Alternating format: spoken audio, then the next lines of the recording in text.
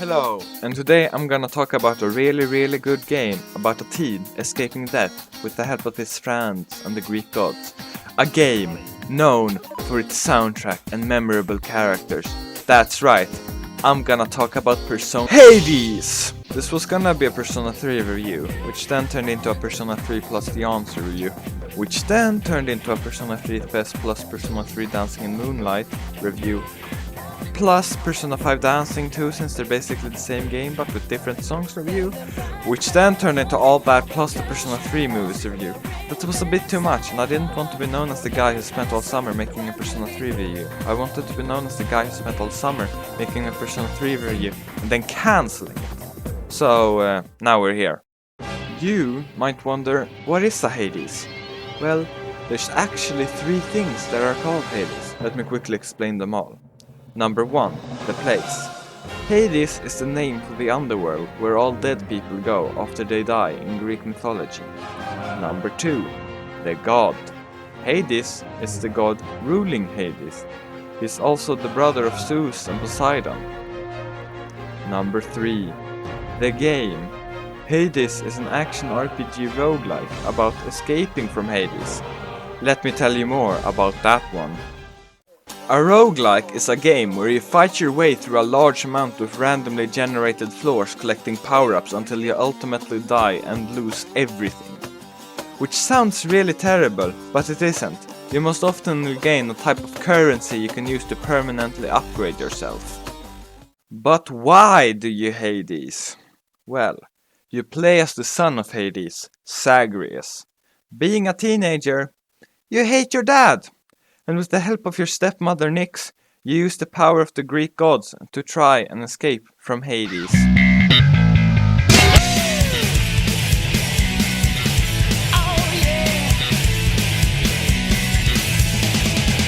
As soon as you start the game, you get thrown directly into an escape attempt. And the first thing you feel, other than PTSD, is how smooth and fluid the combat is. It's kind of hard to describe, but the combat feels really good. Like really good. To the point where it's just simple fun to do. And I think that's when a game really nails what it's trying to do. When the gameplay is just simple fun. Just do. Like jumping around in Mario 64. Blasting through a stage, nailing all the jumps and boosts in Sonic Unleashed. Swinging around in Spider-Man PS4. Nailing a long baton pass combo in Persona 5.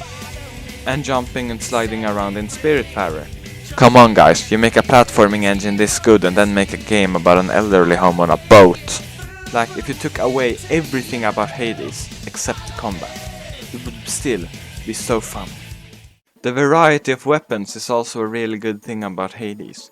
You have a sword with a simple Kingdom Hearts style combo and a special attack where you jump and plunge your sword into the ground creating a shockwave.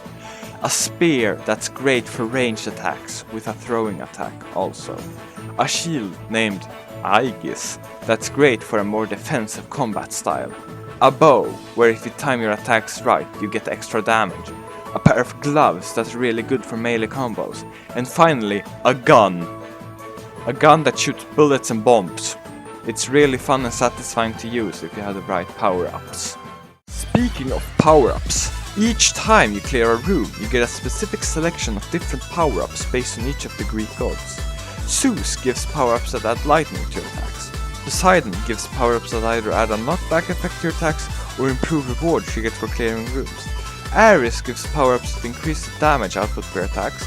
Aphrodite's power-ups gives the ability to temporarily make enemies switch sides. Artemis increases your critical damage chance. Athena gives the ability to deflect projectiles. Hermes increases everything that has to do with speed, attack speed, move speed, etc. The Chad Dionysus gives you the ability to poison your enemies by inflicting hangovers. Demeter's power-ups inflict ice status effects and improve healing. And finally, we have Chaos, who inflicts a bad debuff on you for a couple of chambers until it turns into something positive. The bosses in this game are amazing as well. First boss is against Megara, and it's an amazing test of skill that prepares you for the rest of the game. Later in the game, Meg might be replaced by one of her 2 sisters, Alecto or Tisiphone. Lecto has a rage mechanic, kind of like Sykes in Kingdom Hearts, and Tisiphone is just Meg but harder, and she also has this one mechanic of shrinking the arena after fighting for a while. It really helps to spice this boss up in the late game by still making it hard. The second boss is against a bone hydra. It really isn't anything special. It's a fun boss, it's a really good boss and fun, but it kind of feels kind of cheap with its mechanic of haha, now I'm invincible, now you gotta go fight my minions. It's a fun boss, just not the best. The third boss is against Theseus and Asteris, and it's a really good 1 versus 2 fight. It's on the same level as Ornstein and Smough from Dark Souls, Master Hand and Crazy Hand from Super Smash Bros. And Cannoneer and Blade Bearer from Code Vein. Wait, that one's not as good. Fourth fight is against a rat that I don't have any footage of at all, because I've only fought him twice in the entire game. There are probably people who haven't even met this guy and still beaten him. I won't spoil the final boss, but it's pretty obvious who he is, and he's amazing. He's hard and he's the test of everything that you learned of, and I think that's when a final boss is really good, when it tests you on all of the game's mechanics. What really makes Hades great is the variety of builds and power-ups. Like one run you could have a trident that stabs in 3 different directions faster than Mach 1, and next time you use a rapid fire gun that makes enemies drunk while shooting missiles that make them attack each other. It really makes each escape attempt really feel different, which is good for a roguelike. Most roguelikes start to feel the same after a long while, and that's not fun when it feels like you're doing the same thing over and over again. Each and every time you die, you return to the House of Hades, where you can talk to characters and give stuff to them and grow your bonds. Persona 3. Okay, no more Persona references. It's a completely different game. Shouldn't compare these two, it's not funny anymore, I'll stop. Let's start with the main character Zagreus. He's your classic, sarcastic Disney Channel protagonist theme. Hades is generic strict dad. Megaris is one of the 3 fairy sisters, along with Alecto and Tisiphone, who are tasked by Hades to stop Zagreus from escaping. Nyx is the stepmother of Zagreus, and the entire reason he can escape with her being the one contacting the Olympian gods to ask for help. His sons Hypnos and Thanatos, Achilles, Orpheus, Eurydice, Sisyphus, all of the Greek gods, and finally Dusa, which means this is a me, which means this is a meme, which means that this is a do, and finally means this is a...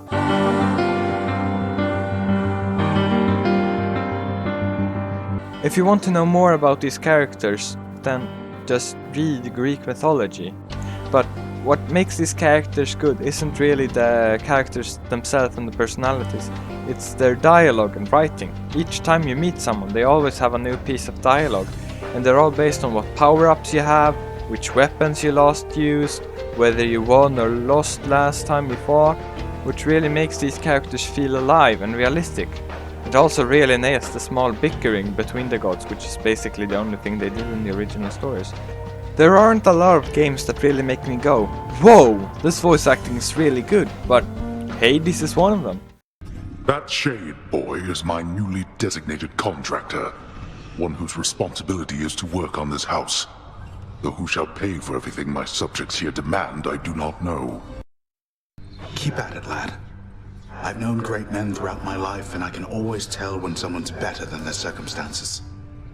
Fight like I fight out there. Nice place you got here, boyo. Name's Skelly, how's it going? But enough with the small talk already. I'm here to do a job. So let me have it. Give me everything you got. Oh, you know, just out on a little stroll is all. Do me a favor, though. You see the Fury Sisters. Let them know I was headed down the way I came from, will you? Greetings there, young man. Look, your father's always been rather difficult, and he has not so much as called in quite some time. You'll have a better home where you belong, here on Olympus, and to help you on your journey, have my blessing. Hey there, Zag, man, how's it going? Look, you have got to get here with the rest of us already. We've been saving you a spot. Let me see what I can do. Make life a little sweeter for you in the meantime. Your father sent me. All in all, I'd rather be on your bad side than his. Now you can turn back, like a good little man, or I can send you home the painful way. What'll it be? Welcome to the House of Hades, where... Wait, I know you. Guess that means you died out there, huh? Well, don't be sad, though. Pretty much everybody dies sometime. Zagreus, Is that really why you think I'm here? Let's see how many of these wretches you can kill before I send them to the lowest depths, where you belong yourself. The guy who played Hades even got nominated for Best Performance in the Game Awards 2020, which ultimately was given to Laura Bailey for her role in The Last of Us Part 2. Laura Bailey, who has she played some Marvel characters, Nadine Ross, plays the cat, Reese in Persona. God damn it! Another thing Hades got nominated for was the soundtrack, so it's good.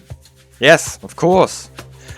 As soon as you boot up the game immediately throws you one of the best tracks at you.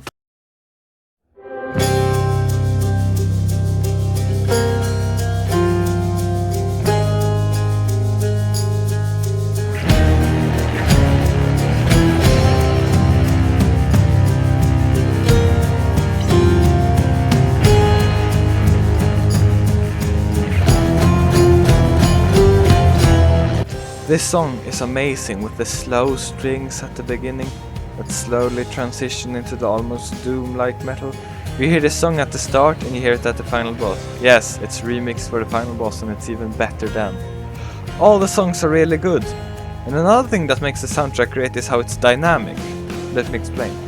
When exploring an empty room, there's most often almost no music. Maybe some light bass in the background. And then when you enter a room with enemies, precaution picks up and you might hear some drums. And finally, when you start fighting, it's amazing.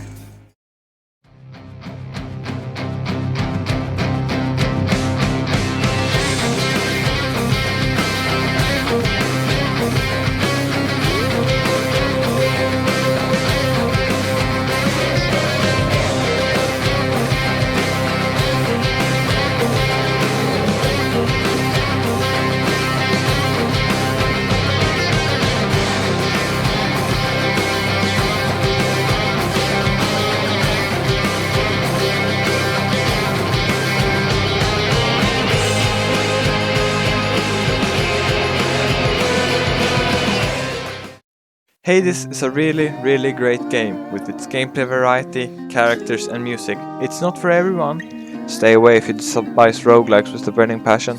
Although I have heard that some people who don't like roguelikes liked Hades, so I don't really know anymore. I also really like the ending of Zagreus making his way to the surface, then realizing that Twitter, Reddit and TikTok exists, and climbed all the way back down, leading to the post-game, which is massive. After beating the story, you still have like 80% of the game left. We have a Greek mythology-inspired roguelike. What's next? A Norse mythology-inspired action game? A Greek-based third-person shooter? A bad religion-based fighter? A massive turn-based JRPG monster collecting series based on religion and mythology in general?